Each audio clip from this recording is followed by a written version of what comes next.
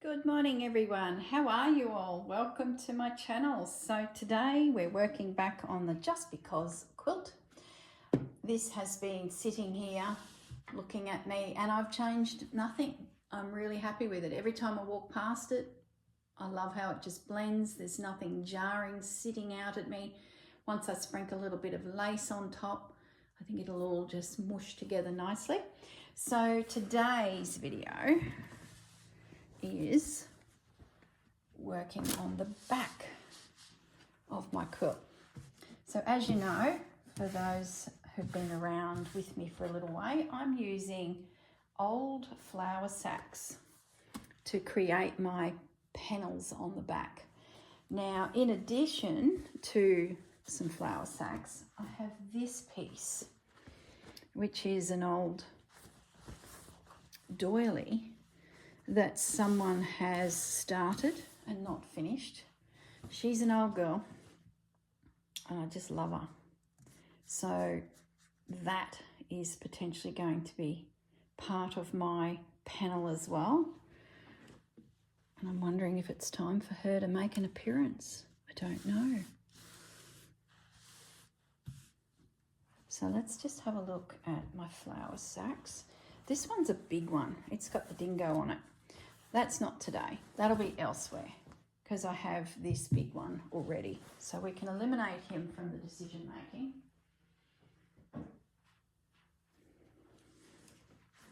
Just put that up there. Maybe that goes in the top corner. I'm gonna break it down. I love this line here, you know, that's the crocheted edge you would do. What have we got? We've got the Uncle Toby's one and we've got a couple that have this on it, but the backs are plain. Now I am breaking them down and that just gives me some fabric. So there's two that are the same. So let's assume you go there and this guy has a print each side. I think we'll save those two. We're going to use that guy.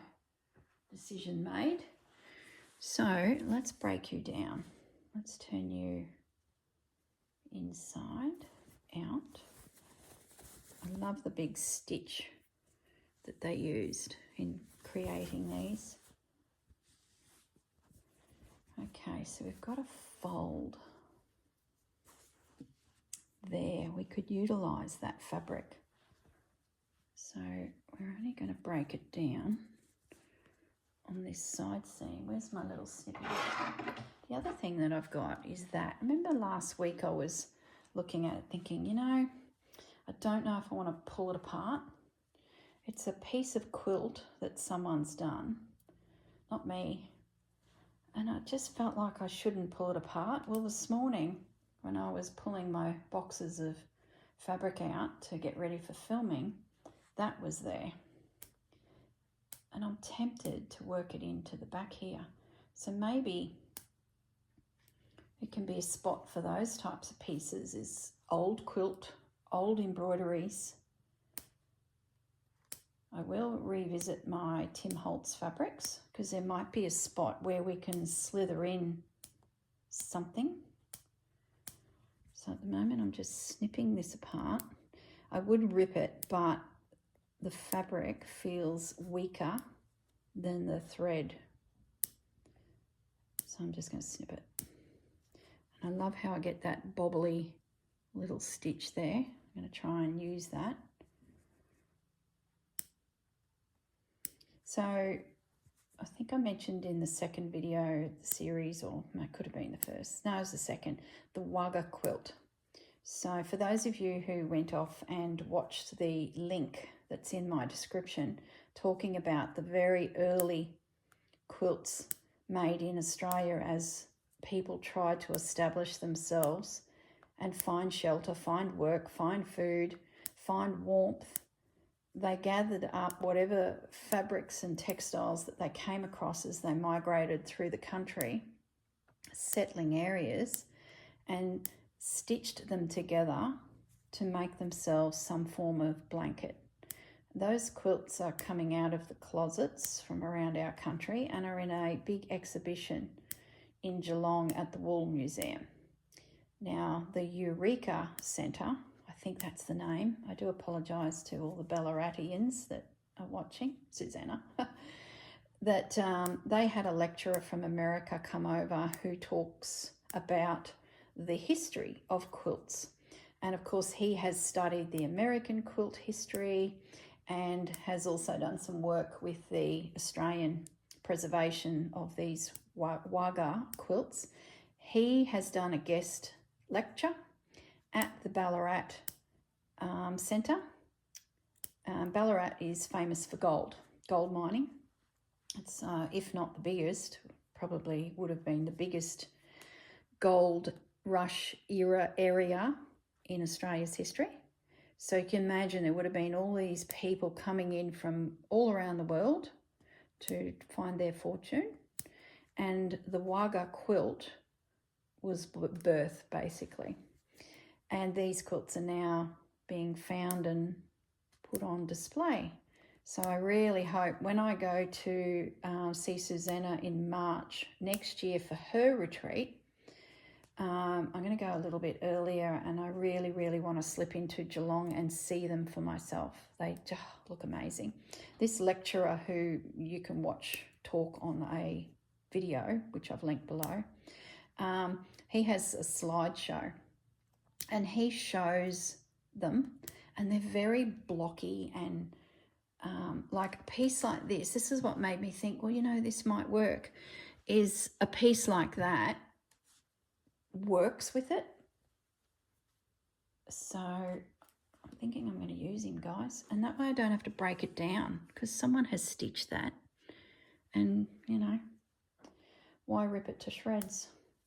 And I did mention at the beginning of this series that if you love hexagons, English paper piecing techniques, or you love Suffolk puffs and that, they can be part of your quilt in some way, whether it's in the foundation of your base, top or bottom, or they become the sprinkling over the top like I did with this embroidery. So I think I have some elements here. I like how that poppy has that little bit of red.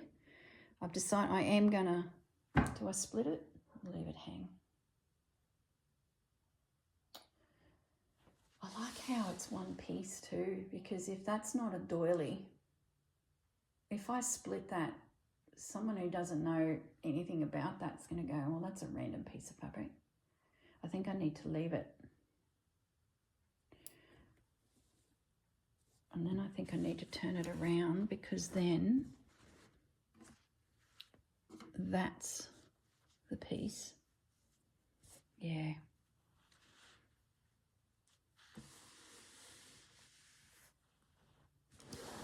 Let's just let it sit there for a moment. It's percolating like a good coffee. Just got to get this last little bit. I don't really want to come too much into that, so it might come to there. Just a slight overlap. Then I can pick up my stitches and carry on stitching it. Now remember, I've got wadding between my two decorative layers, the top and the back. Well, they're both looking like they could be tops, to be honest. So if I decided I wanted to do a different style of stitching other than running stitch, I can, because I can slither my needle through this layer and it not come through. So then I could potentially running stitch it all and then come back and do maybe some stitching that highlighted that edge, invisible stitch through here. Maybe the running stitch could come through and stop at that edge. Don't know, something to think about. You got options, especially if you got that little bit of wadding in there. All right, we've split her open. Here she is. So, I love that raggy edge. Oh, isn't she just gorgeous? Okay, let's get ourselves in shot and make some decisions. Where are you going to sit? Are we going to use all of the fabric? I think I want this raggy edge. So that means the binding, which is here, needs to stay underneath my little guy, which I can do. And I love how that ragginess meets there. All right, pin it down. At the moment, I'm just focused on this corner. So, and this will be running stitch. So when I do the other side, this can join in with just lots of running stitch. But I will need to leave this edge. So I can't stitch past that pin because I'll need to come back through with some binding. To be honest, I could do that as well at the same time. What's up here? So we could have a big thick binding tucking over. I don't think I will. We'll do that another time. And we're going to use all of this little guy. I don't want to split it.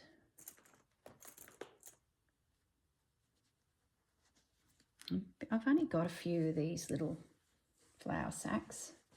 So utilising that, there's a pin under there, Corinne, before you get, oh no, it's on the other side. Utilising that fabric is not a bad thing, because then a piece of embroidery could be fussy cut down and join it, and you've got a lovely background already there and your wadding's covered. So big blank spots I can handle on this side. So different to the other side. So that's a joined in panel. That's panel number 3 one day. So that's great, because then I can let that hang over and it will go on to the next panel. Clear as mud.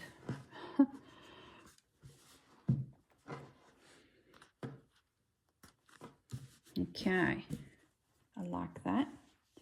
I love that. Yeah, so I'll just tuck something in under there, and it can be more featured over here. Oh, welcome to the party. All right, so this little guy, what if he went through like that? Oh, it's such a Wagga Quilt feel about it. I do have a pinking sheer edge. I'm not even sure where I got this from. I'm going to say Purveyor of Textiles. So the whole Wagga Quilt thing too, let's say a lady of the house, the mum, made a quilt and she had a bit like this left over. That could be pieced into another quilt, even though it's not part of the original quilt. It was just precious, precious little pieces. Pretty much like what we do now, don't we? We have all these little precious pieces of fabric.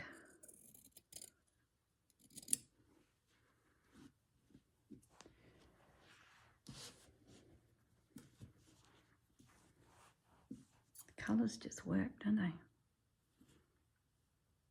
Just going to get rid of this little edge too. Like I'd tear it, but this is so thin, this fabric. I just feel like if I gave it a rip, the whole thing would disintegrate. It's wafer thin. I like how I'm getting some stripes. I love that little bit of green. Not a real fan of that fabric, but you know, I'm not too concerned. That's so faded. So it does pick up that blue, that edge. I need to get rid of that.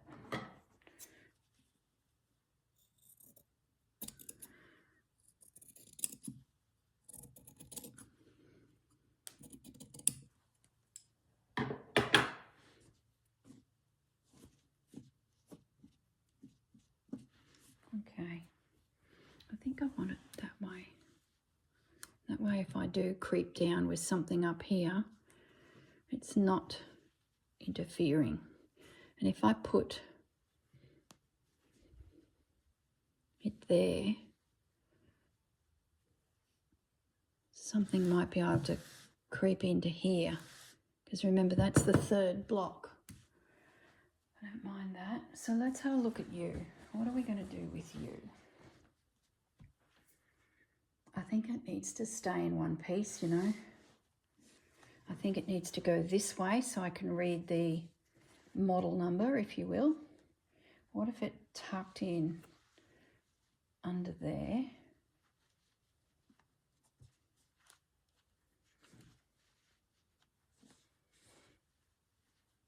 Came across, it might have to come across more than I suspected at first.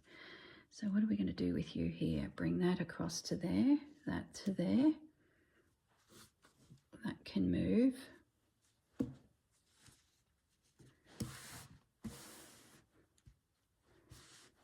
Do I like that? Yeah, I do. Yeah, I do. And that leaves an opportunity to do something here decoratively. So let's pin it. And like I said before, it sits for a few days. I walk past it, glance at it. I think this makes sense to this. Does that make sense? I do want to have a look at the Tim Holtz fabric, but oh, I don't know. I'm really feeling like it just doesn't work with this side, but I'm not ruling it out yet.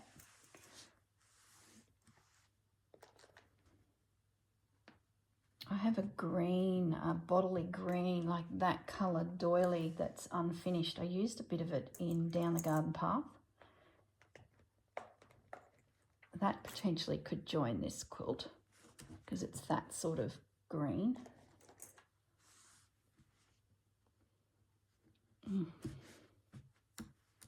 Maybe I got that in Paris. I don't know. I don't know. Can't remember these things.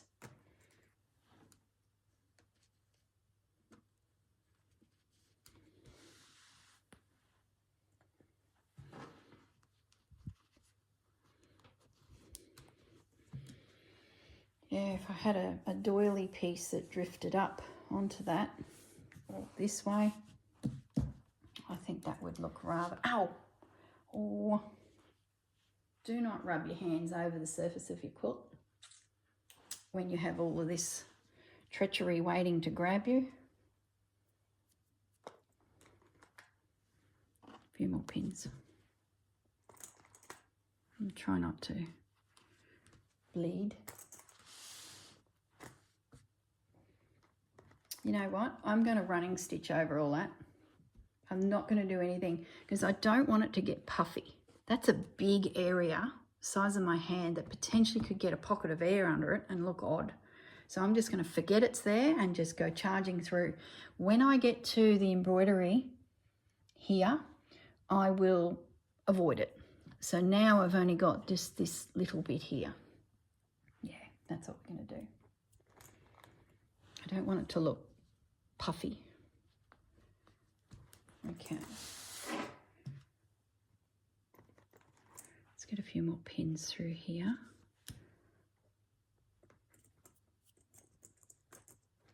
So who's finding their other side of their quilt, the plainer side, is becoming something, inadvertently becoming something too?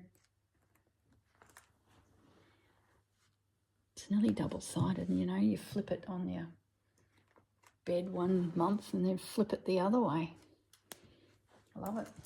2 quilts for the price of 1. Alrighty. Love all that. This flower sack's been used and used and used. Look at that frayed edge. Glorious thing. I would very carefully stitch a running stitch right on that edge, so that'll just secure it and leave that fringing there.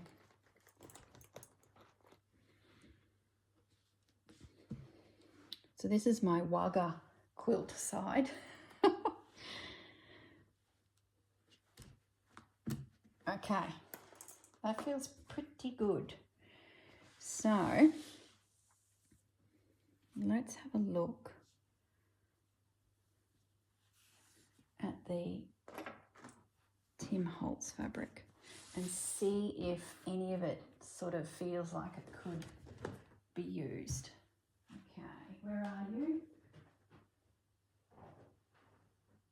Because you just never know. It's just not right. See, that still to me works. This one sort of works. Let's leave him out. I think what I'm going to do is some of these are just going to have to be put away. I'm sick of looking at them and thinking you just don't fit. Like that little bit there works. But is it worth keeping out? That definitely works, and I've got a little bit of it already. That's too grungy. We're not doing American postcards and letters and airmail. We're not doing travelling. Oh, no, we're not. This too seems too bold. The font is huge. No. Font is huge. Wrong colours. Being ruthless now, guys. Best laid plans can be adjusted. I don't mind that.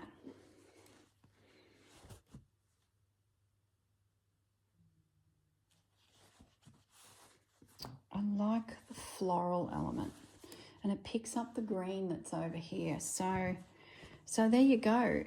My colour palette for this side is a lot more subdued. And is that because I've got faded, look at the green, that works too. Is that because I've got faded text on these flower sacks maybe? That's going away. We're not using it. Gone. Doesn't fit. Beautiful. Beautiful. And then when I go to the embroidery, this piece I found when I was hunting out more bits and bobs from my stash to build up fabrics to choose from when I did the other side. And that was mixed up in amongst the fabrics, and I threw it in my basket of embroideries that have potential to join this project. And I thought, you know, love the colours, love that blue. Let's just have a little look here.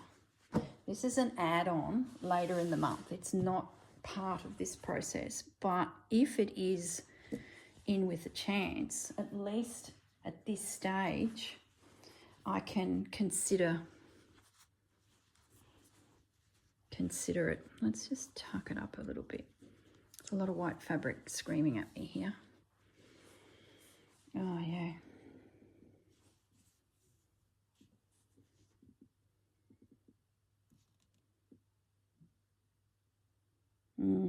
What if I needle turn applique this piece on? You know why I'm saying that? This blue, if I fussy cut that out, that's gone. And yes, it's still stunning. But if I needle turn applique it on, which is what I did on that panel there, it sort of starts to mesh us together a little bit. And I can maintain the blue, which looks gorgeous with that blue and that blue. Something to think about. Let me know what you think in the comments. Do we fussy cut it out and it becomes a very light ethereal piece like this one, and then it could go pretty much anywhere? Or do we put a block of it? So thinking in the style of the Wagga Quilt, she's got a tablecloth that's no longer any good. It's got holes everywhere, so she's cut out some morsels of fabric and stitched it down. Now some of you might be saying, no, the white's too much. It's jarring. I don't mind it. I like how this is a layer of, you know, colours and colour palette. I'm wondering now about this. Do we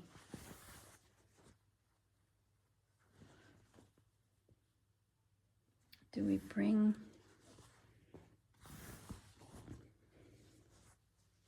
which way is this up? Certificate of attendance. See, that caught my eye there, that script. You hear Fudgy snoring. What if that went there? I cover too much of that. That went there and joined the next quilt.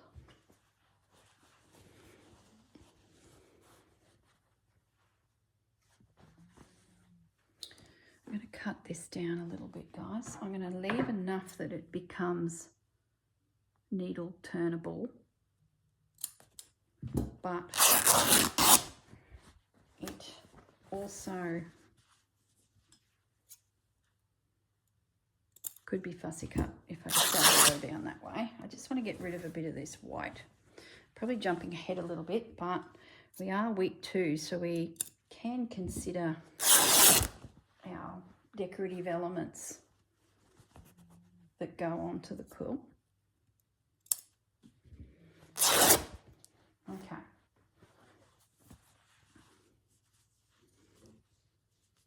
With that, then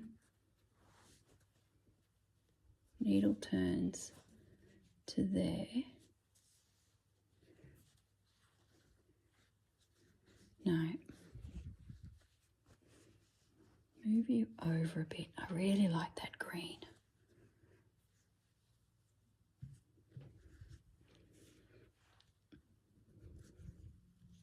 You can hear Fudge snoring. Cute little poppet.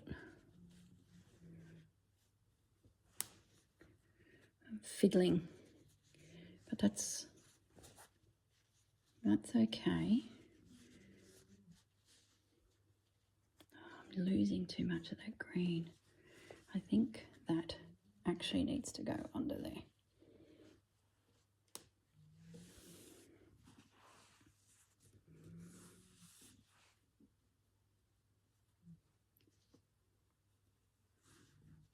So let's assume you are going there. So that means when I do my running stitch, I need to leave that flapping, okay, so that this can come in.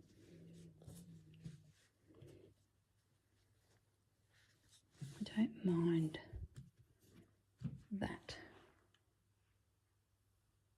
I like how that picks up that. What if this come in there?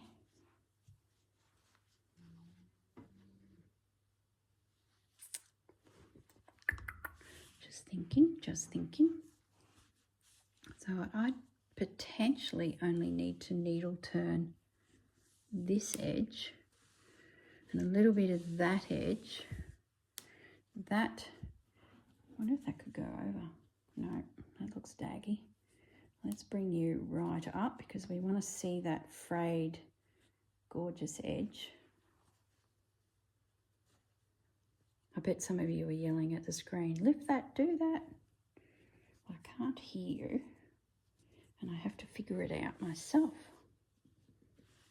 Imagine if you were all in the room with me. I think we'd end up in a Barney, wouldn't we? Everyone would have an opinion. It's too funny. I'm going to pin it. I am jumping ahead a little bit week-wise, but to get this piece in like this, I need to consider all of this. Or just fussy cut it out, Corinne, and don't be making it harder than what it needs to be. I like how the needle turned edge makes sense to the other side. You know why? Because after I did that patch on the Rachel side of my quilt, I couldn't decide if I liked it. It was like everything's so camphor styled, stitched and frayed edges, and here's this boom, neat piece. And I was like, you know, do I like that? But I thought, don't panic because it's block 1, and once you play within the design elements, you know, a bit of this, bit of that, needle turning all the way, it potentially will work. And I'm thinking this is a good piece to put in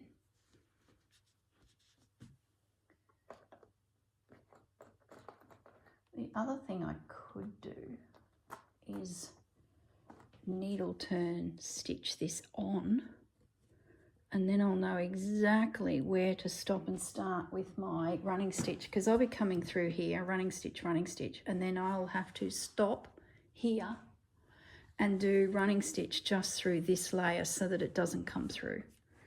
So probably having it sitting here pinned is not a bad thing. I need more pins. Doesn't a quilt chew your pins up?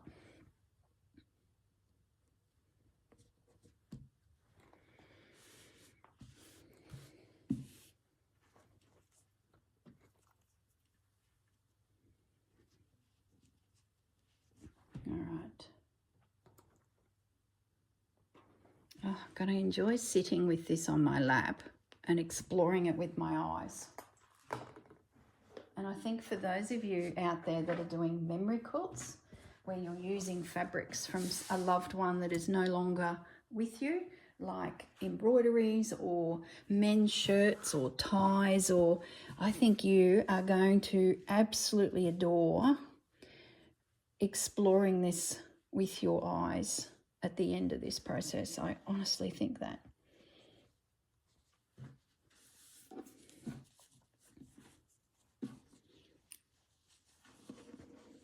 I love that text. And I love that pink, catching that pink. I think I'm going to cut this off here, just for now.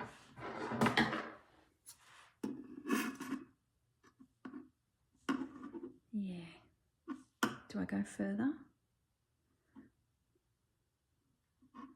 I'm going to go further. It's the colours.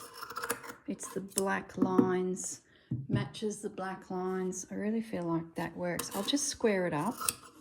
I don't really like that, but I love all of this. I might go bigger. Whether I need something to connect this piece with, possibly. But there you go, we've got a bit of Tim Holtz, so I can't believe I've just chopped into that with no fear. I have been hoarding those gorgeous things. So let's have another look at where this could sit. I'm happy to lose that, not a lover of it.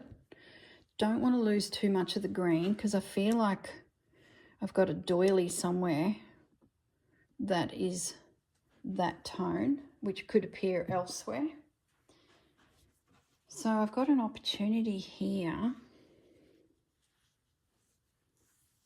to have something. And if that's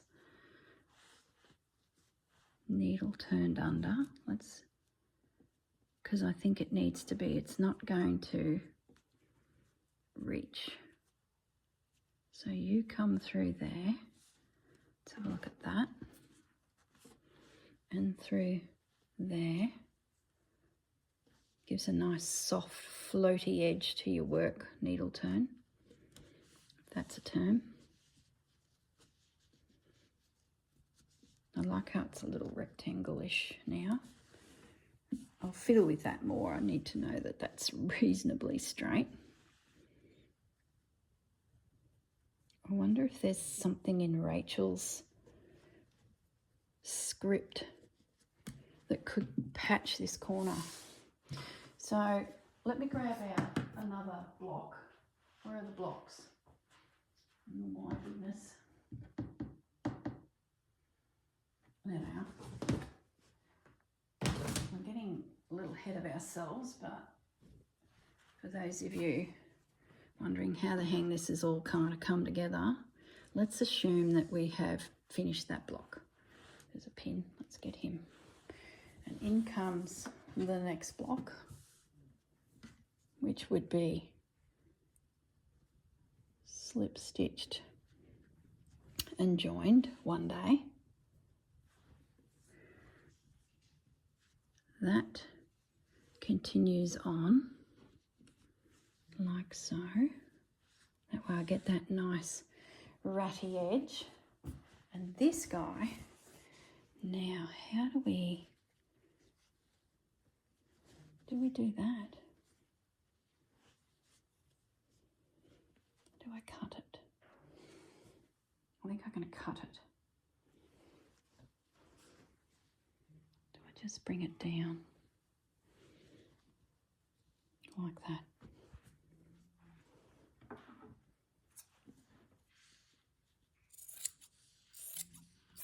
Done. Done. And then maybe another feed sack goes there, so it gets a bit plainer. So we've got a little bit of intense colouring here.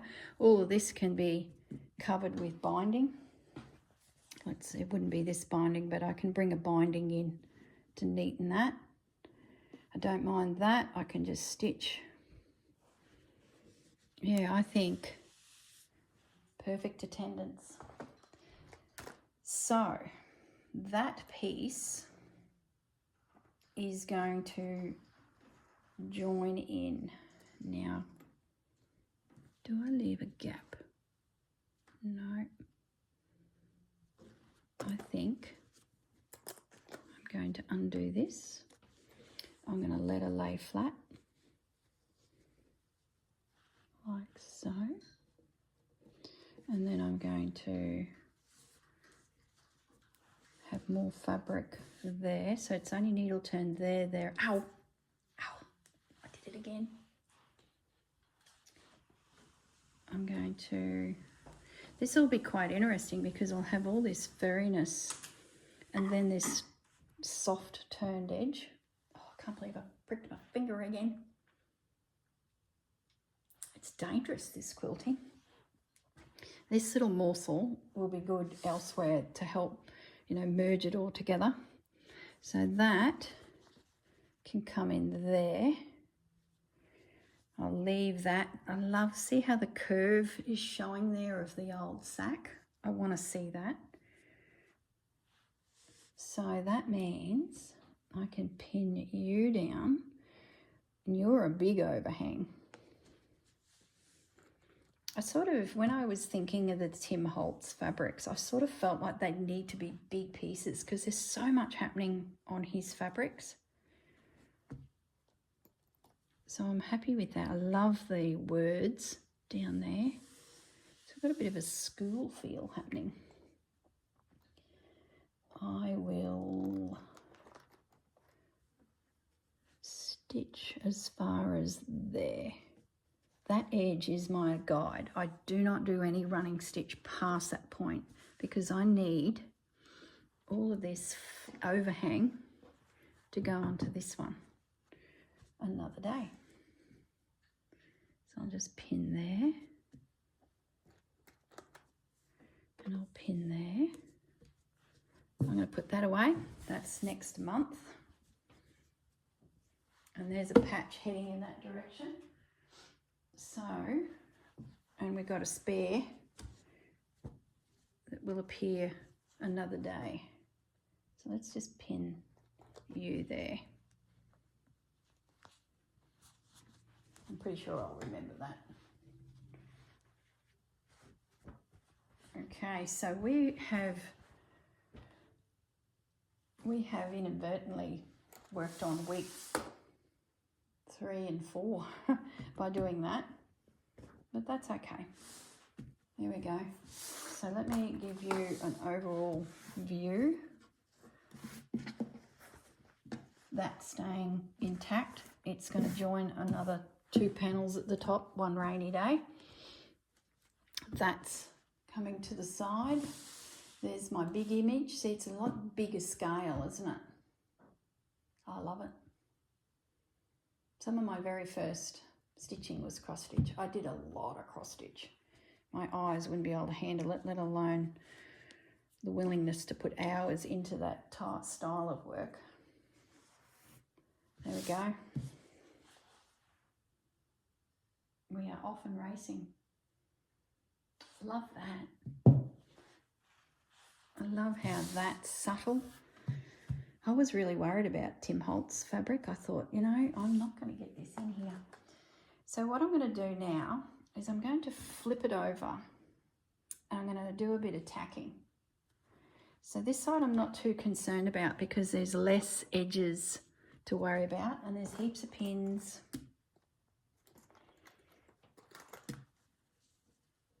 So, but I'm going to go to the opposite side. Just going to whack a few more pins in, guys. We're going to tack it. That's got to go over the top of that.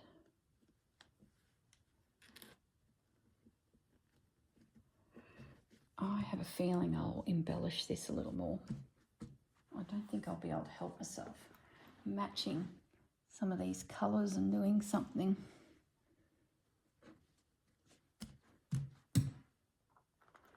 And I just was thinking that I wasn't having many.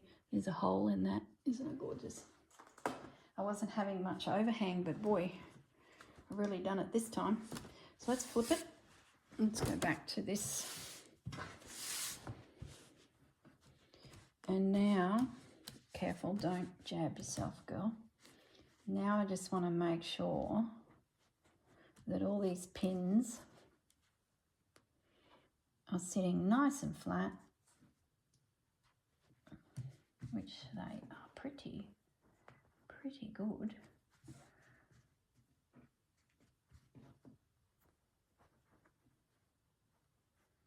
There's a pin under there and under there. Oh gosh, tell ya, this pin's buried.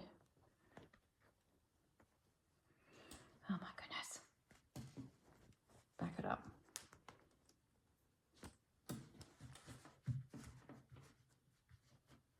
Guaranteed to have pins caught.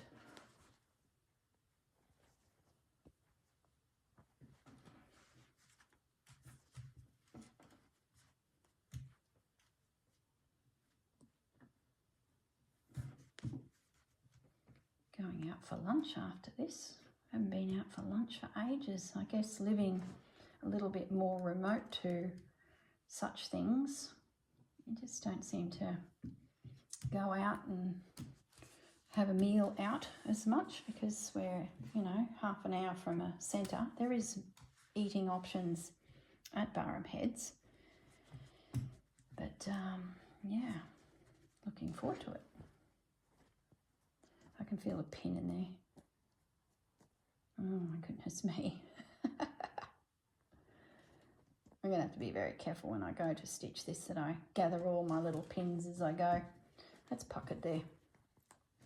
Let's just back that up a bit.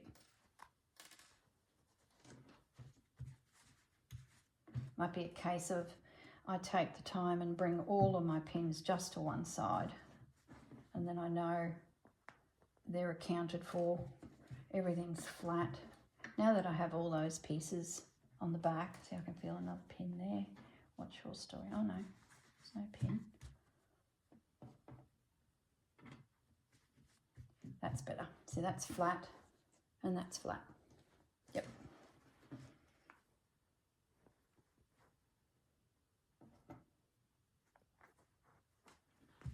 Good, good. There's a pin there. He's on the other side, so he's okay. There we go. That feels pretty good. So tacking stitch you can do in any way you want. I'm going to do a herringbone version, which I showed in a previous video. And a few of you were like, wow, where's that stitch been in your life? I know, it's an absolute cracker for this type of work. I remember learning it back in the 80s.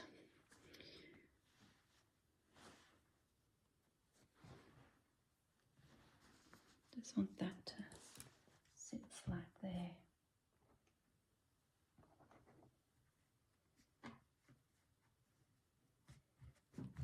Okay.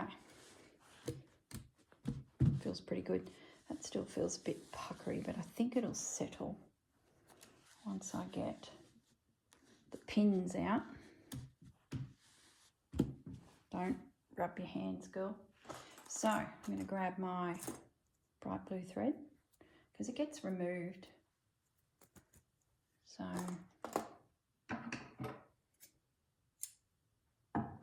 nice long piece, nice long needle.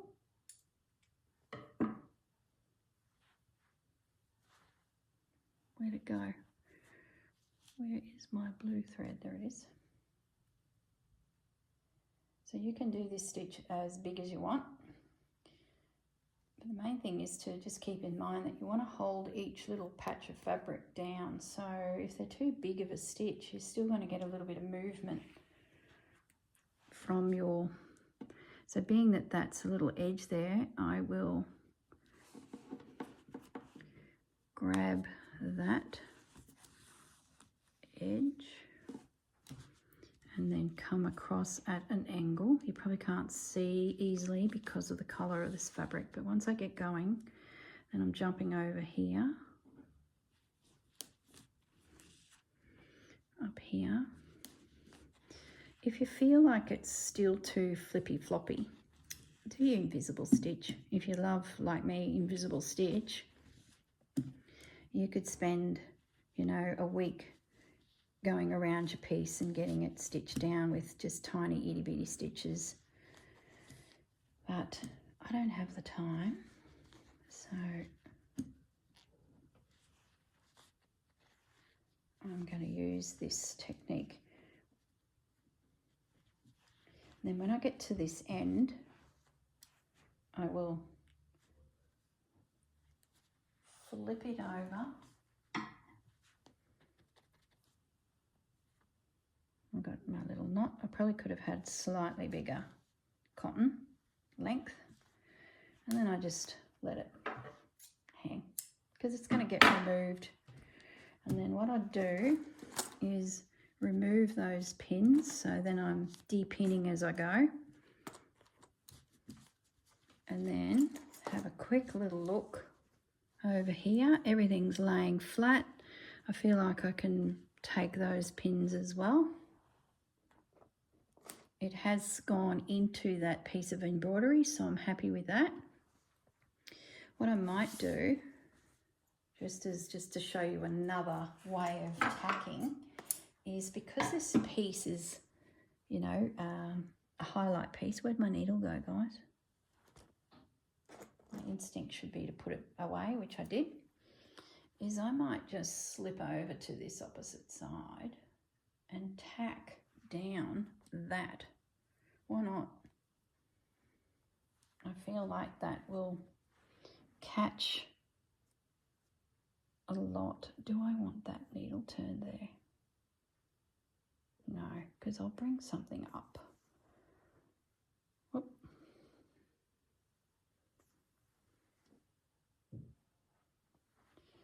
I'm just going to do a bit of a stitch.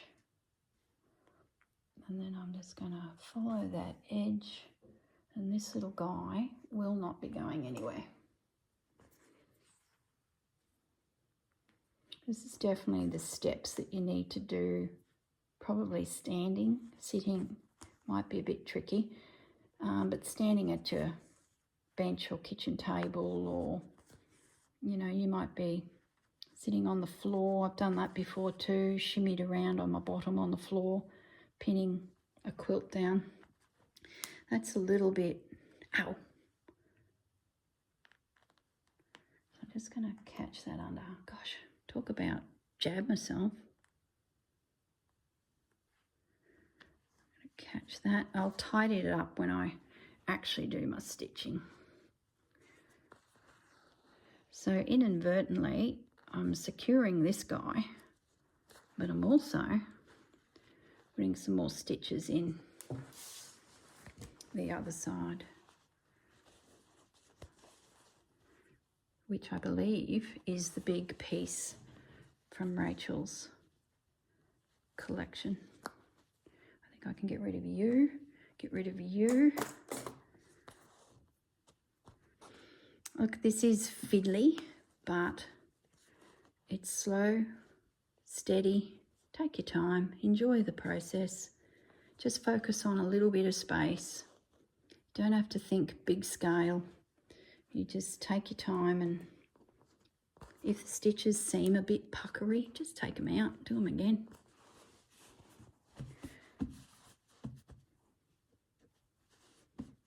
So now I'm going to catch you. I should flip this because I'm going to end up stitching. So now I'm on this side, for goodness sakes, girl. At least it shows you adapt to your panel. Run out of thread, that's fine. So maybe, what's on that side? Is it Rachel's? Yes. So there's no little pieces here, that's just one piece. So what I might do is stay this side and put a little bit of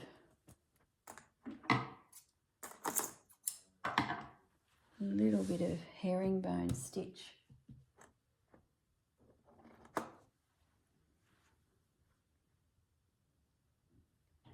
up through that centre where the Tim Holtz fabric meets.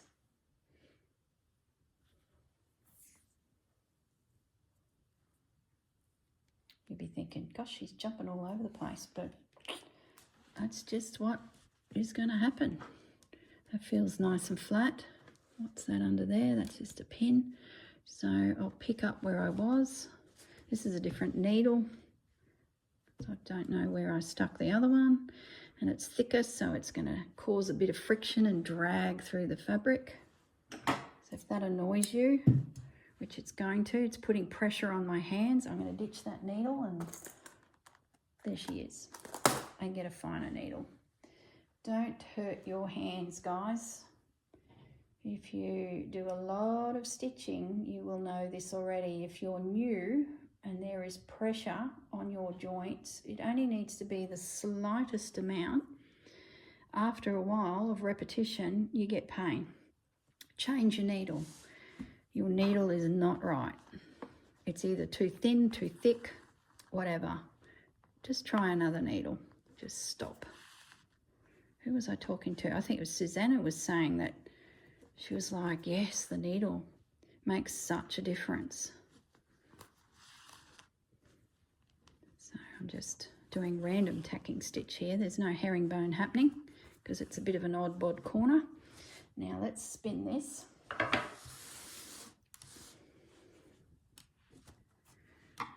Make sure that that's sitting right. Adjust that pin ever so slightly. Now remember, I don't want to stitch all the way to the edge because I'll be sneaking in, you know, another piece of wadding at a later date. And I think I decided that the edge of here was my don't go any further line.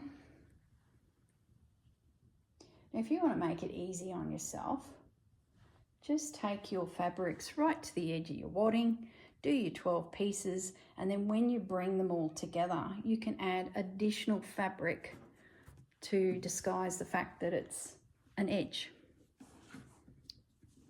So you've got options. Just going to catch that up there before I head that way. Just with some extra stitches. So this is not herringbone, this is just bodgy Corinne. Get rid of that pin, that little guy. That appliqué pin is causing a bump. So I'm sort of preferring the longer pins to pin it down. Those little appliqué pins are just a little bit too short and stumpy, and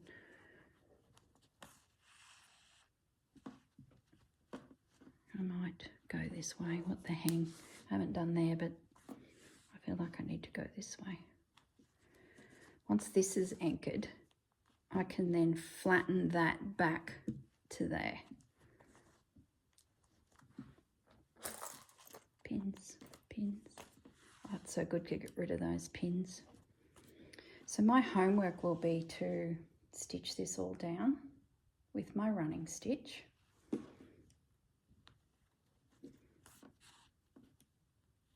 Now, as you know, the month of October, I'll be very busy with my 3 retreats. So I am filming this in advance, as you can imagine.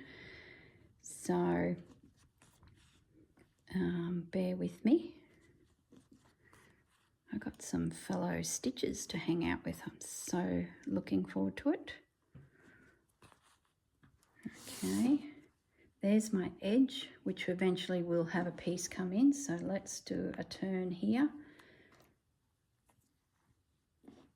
And what's happening that side? Just that twirl, so that's fine. And I might just stop there with a couple little stitches.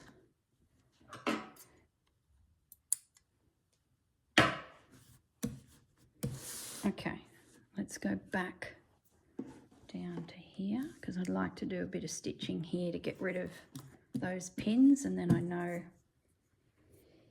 that that corner is secure.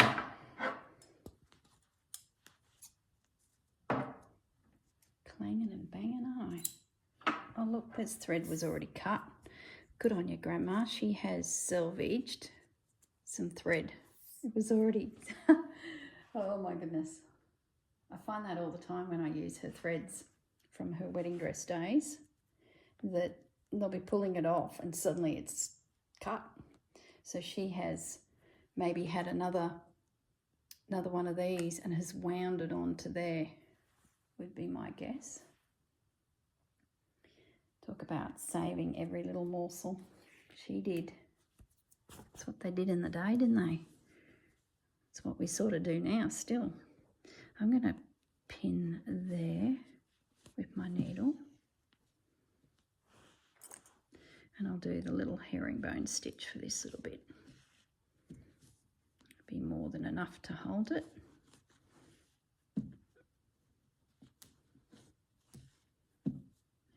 There. I love how I got that in. I was really concerned that the Tim Holtz fabric just wasn't going to work, but I think it will. Well, it will. I know it will. If I'm really choosy. And I think by putting those pieces away now that are just the wrong colour has really helped me. Okay, let's leave that like that. So that's all secure. No pins. No pins. We'll leave you there for now. Leave you there for now. That's all nice and flat. So if we go back over this side, I can stitch back into there. That's good. That's good, good, good, good. What I'll do is I'll finish stitching this corner. I'll catch this pink and then I might toddle off because I think that's enough of you having to watch me stitch.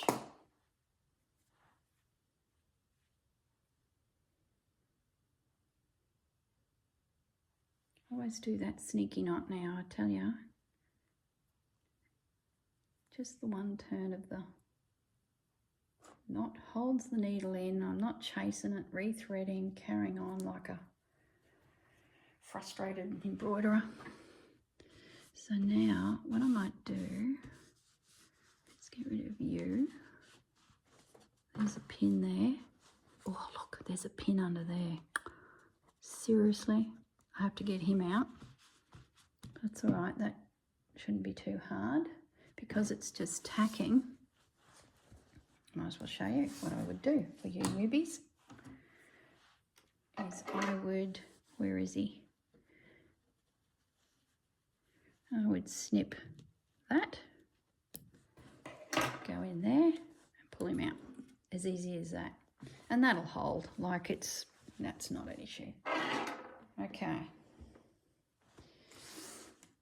Always check for your pins. Right, let's do some more stitches. And oh, look at that for a knot. Oh, seriously. Oh, it doesn't matter. I'm going to just scoot, and I'm catching those layers below as well. So where I just snipped to get that pin won't matter.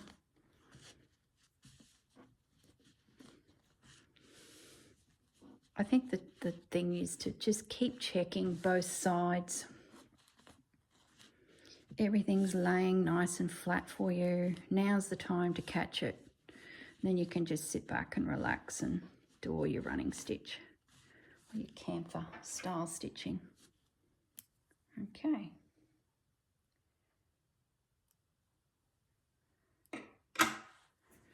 You do chew through the thread, don't you?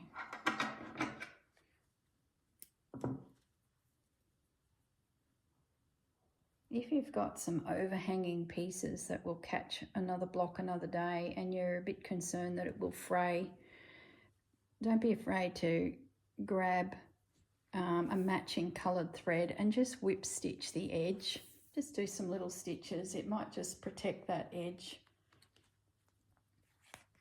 Especially if you're putting on like a linen or something, a looser weave.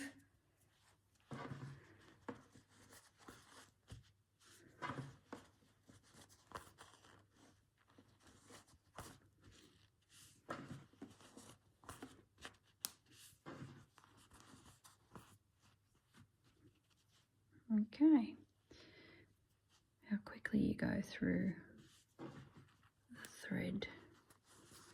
There we go.